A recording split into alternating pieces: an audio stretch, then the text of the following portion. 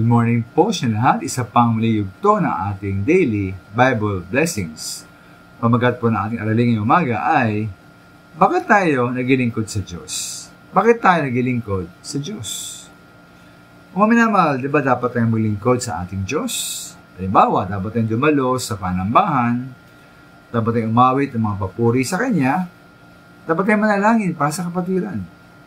Dapat tayong magbigay ng ating kaput mga handog sa gawain ng Panginoon. Dapat tayong magbahagi ng Ebanghelyo at sa salita ng Diyos sa mga diligtas at wala pang katiyakan ng langit.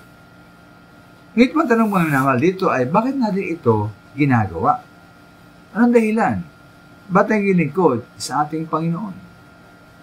Halimbawa po, punta po tayo sa ating gawain, outreaches, sa Mateo, Camari, Taytay, para magbagi ng salita ng Diyos at mag-encourage ng mga kapwa-Kristiyano. Pero pang tanong niyan, ba't natin ginagawa ito? Dahil ba gusto lang natin? O dahil masaya tayong gawin ito?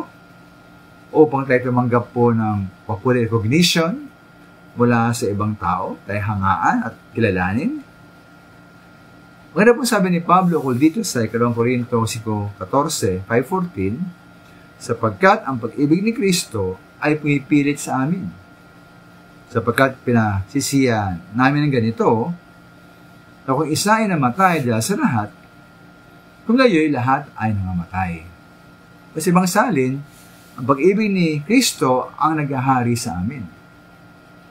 Kaya pa sa akin maminamahal, ang isang mahalagang dahilan ng ating paglilingkod sa Diyos ay ang pag-ibig ng ating Panginoong Yesus para sa atin.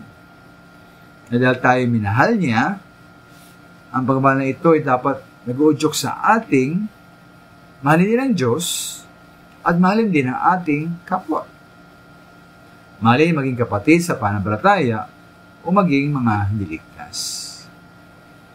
At ang pag-ibig ito, tulad ng pag-ibig ng ating Panginoon Yesus, ay una, dapat handang magsakripisyo.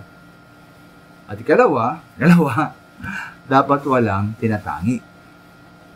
Kaya pa po sa ating teksto, si Kristo, ang Panginoong Yesus, ay namatay dahil o para sa lahat. Kaya ating patingin ang sarili mga minamahal, ba't ba tayong gilingkod sa ating Diyos? Ito ba ay paglilingkod dahil bilang tugon sa pag-ibig ng Panginoong Yesus para sa atin? At dapat tayong magsakripisyo para sa lahat, dahil sa ating pinagilingkuran? Salamat po.